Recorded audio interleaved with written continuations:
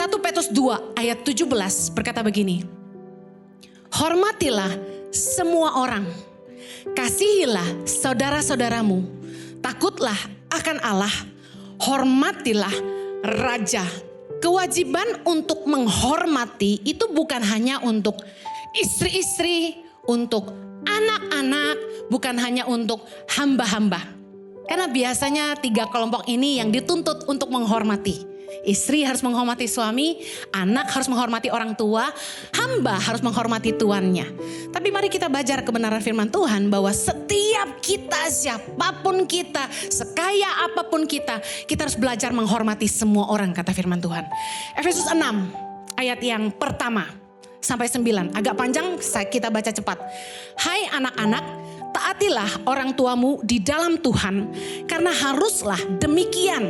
Ayat kedua sama-sama, hormatilah ayahmu dan ibumu.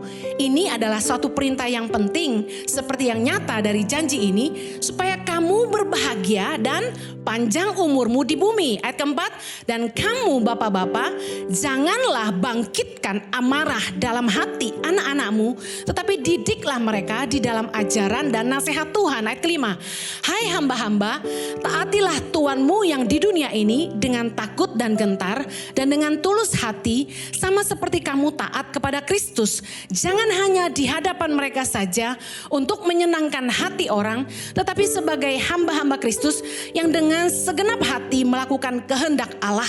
Ayat ketujuh, dan yang dengan rela menjalankan pelayanannya seperti orang-orang yang melayani Tuhan dan bukan manusia. Ayat 8, kamu tahu bahwa setiap orang, baik hamba maupun orang merdeka, kalau ia telah berbuat sesuatu yang baik, ia akan menerima balasannya dari Tuhan. Ayat 9, dan kamu tuan-tuan, perbuatlah demikian juga terhadap mereka dan jauhkanlah ancaman.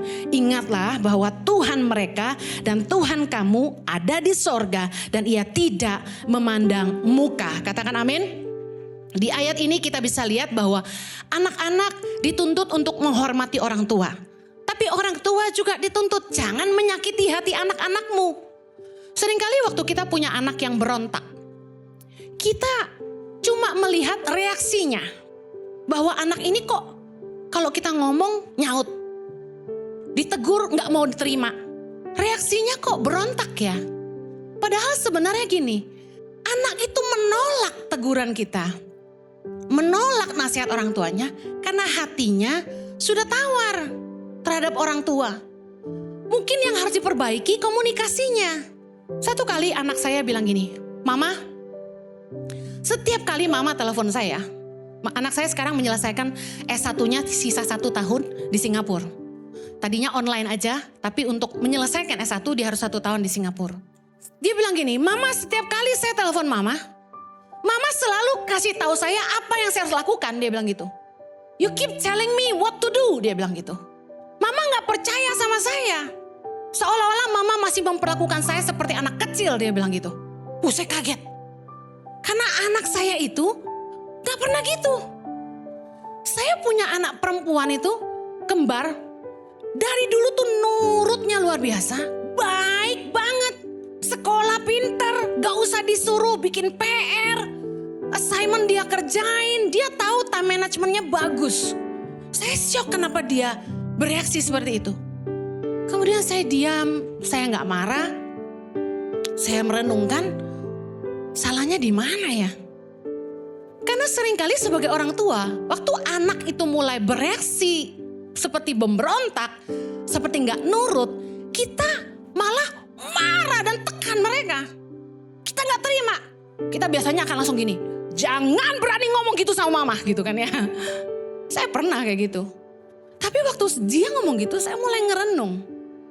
Rese juga ya kalau punya mama kayak begini ya, tiap kali telepon, jangan lupa begini, jangan lupa begitu. Namanya emak-emak cerewet kan ya. Ngaku. Tapi saya ngomong sama anak saya.